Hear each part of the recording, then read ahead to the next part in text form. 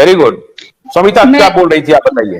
हाँ, तो मैं पहले जो प्रकाश जी बहुत जो एक इम्पोर्टेंट जो एक मुद्दा लाए कि बच्चों को पहले जैसे शिक्षक हो जाए या घर के भी जो लोग हो जाए, तो मेरा आप देखेंगे कि मैं अपने नाम के नीचे हरदम लिखती हूँ child and parental right activist. Parental rights और पेरेंटल राइट्स के साथ पेरेंटल रिस्पॉन्सिबिलिटीज की भी मैं बात करती हूँ। ये बहुत ही इंपॉर्टेंट मुद्दा है। तो जो यूएन है, तो ये लोग जो है काफी साल से ये जो चाइल्ड राइट्स के नाम पे इन लोगों ने इस प्रकार से माहौल बना दिया कि आप बच्चे को छू नहीं सकते। चाइल्ड प्रोटेक्शन मैं मानती हूं कि बहुत जगहों पे बच्चों का एक्सप्लॉयटेशन होता है, शोषण होता है, उनके साथ दुराचार होता है, पर उसको रोकने के लिए बच्चों को प्रोटेक्ट करना जरूरी है।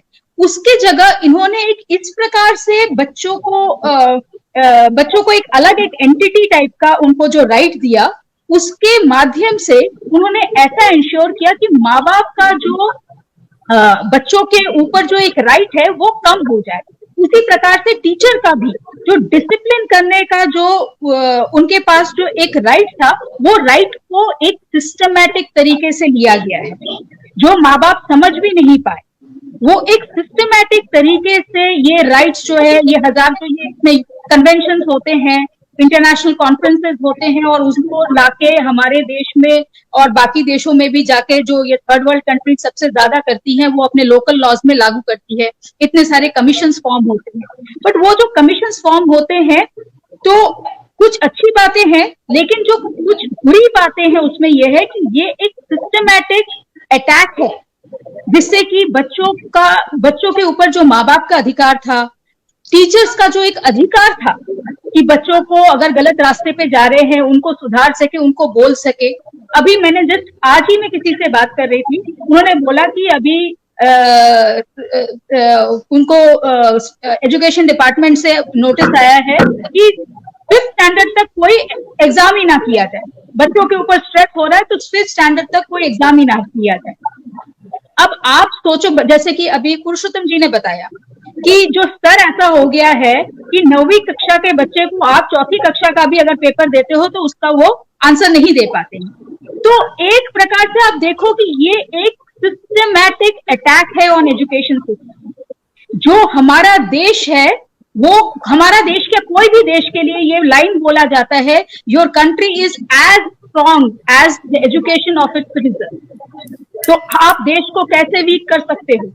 आप उनके एजुकेशन को ही, उनका जो नींव है उसको ही खत्म कर दो। और जैसे मैंने बताया, ये एक साल का चीज नहीं है, ये हर साल में, हर उसमें 1947 से लेके अभी तक में एक बहुत सोची समझी तरीके से 2002 में इन्होंने इसको फंडामेंटल राइट तो बना दिया, लेकिन इन्होंने जो नहीं किया वो था कि किस प्रकार से करेंगे, उसके लिए इनको 2009 लग गया। 2009 में इन्होंने राइट टू एजुकेशन और इन्होंने उसमें 25% प्राइवेट निजी संस्थानों में इन्होंने एक सीट रिजर्व कर दिया। अब जो पब्लिक है वो बहुत खुश हो जाती है कि हमारा बच्चा जो हम प्राइवेट स्कूल अफोर्ड नहीं कर सकते थे, हमको मिल रहा है। वो ये नहीं देख रही है एक प्रकार से जिस शिक्षा के ऊपर सरकार को इक्वल क्वालिटी, जो कि माया जी ने भी बार बार बोला, आपने भी कल इस बारे में बात की थी, पुरुषोत्तम जी भी मानेंगे, इक्वल क्वालिटी, समान स्तर में हम चाहते हैं कि बच्चे हमारे एजुकेट होके इधर, पर हम समान स्तर, अगर हम सच्ची अगर एक ऐसा देश का अगर हम लोग नींव रखना चाहते हैं जहाँ पे हर कोई एक इक्वल और एक अच्छा। समिता, हमारा वक्त खत्म हो रहा है। प्रकाश जी, आखिरी टिप्पणी आपसे कि अगर हम राइट टू एजुकेशन के बजाय इसे फंडामेंटल राइट में करें, और जैसा पुरुषोत्तम जी ने कहा कि इंश्योर करें कि सभी बच्चों को समान शिक्षा हम उपलब्ध कराएं, उसी तरीके से गरीब के, अमीर के, सारे बच्चे को उसी एक समान इंफ्रास्ट्रक्चर और एक समान शिक्षा नीति के तहत समान शिक्षा हम दें, तो क्या ये पॉसिबल है कि नहीं?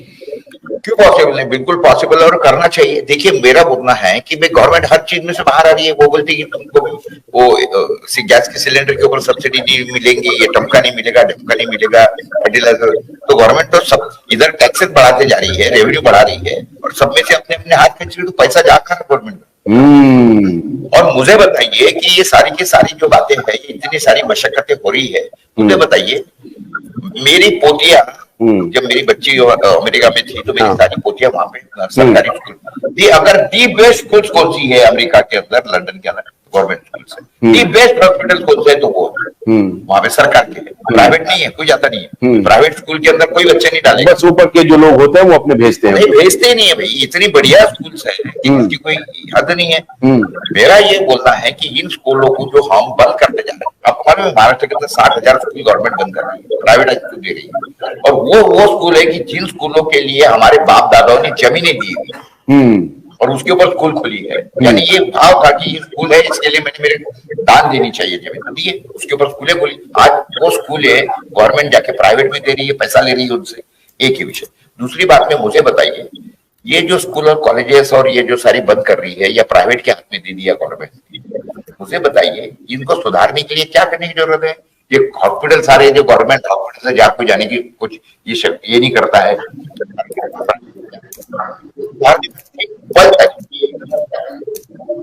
बना दो। आपको अपना बच्चा जो है, अगर गवर्नमेंट सर्विस कर रहे हो, आप अगर सांसद बने हो, पार्षद बने हो, आप अपना बच्चा ये इसी में जाएंगे, स्कूलों में जाएंगे, यही स्कूल में जाएंगे, यही हॉस्पिटल्स के अंदर आप जाएंगे, यही पे आपको लेना ही पड़ेगा कंपलसरी। गवर्नमेंट वालों को तो कर सकते हो, बिल्कुल कर सकते हो। और सरकारी नौकरी कर रहे हो और आप पानी जो है बिस्लरी का पी रहे हो, तो आपके घर में म्युनिसिपालिटी का पानी आना चाहिए। कैसे पानी खराब आता है? आपको बच्चे लेना है, प्राइवेट में डालना है, अमेरिका जाना है, लंदन भेजना है, भैया आपको सरकारी नौकरी अगर करनी है ना, तो आप फैंटास्टिक बच्चे उसी में यही स्कूल है, यही हॉस्पिटल जो बंद कर रही है गवर्नमेंट, और जो सत्यानाश हो रहा है ना, मैं आपको दावे से लिख के देता हूँ, एक कानून बनाए, ये नंबर 1 हो जाएंगे, नंबर 1 हो जाएंगे, बिल्कुल नंबर 1। भोलानाथ का ब्रश कटर एक बैटरी से चलने वाली मशीन है, जिसका चार्जिंग समय 3.5 घंटे है। इसे हम 6 से 8 घंटे बिना रुके चला सकते हैं। एक बार चार्ज करने पर ये 16,000 स्क्वायर फीट गेहूं, चावल, बजरा, जोबर के खेत काट सकता है, जबकि इसी कार्य को पेट्रोल ब्रश कटर 1,000 रुपए पेट्रोल का खर्चा करता है।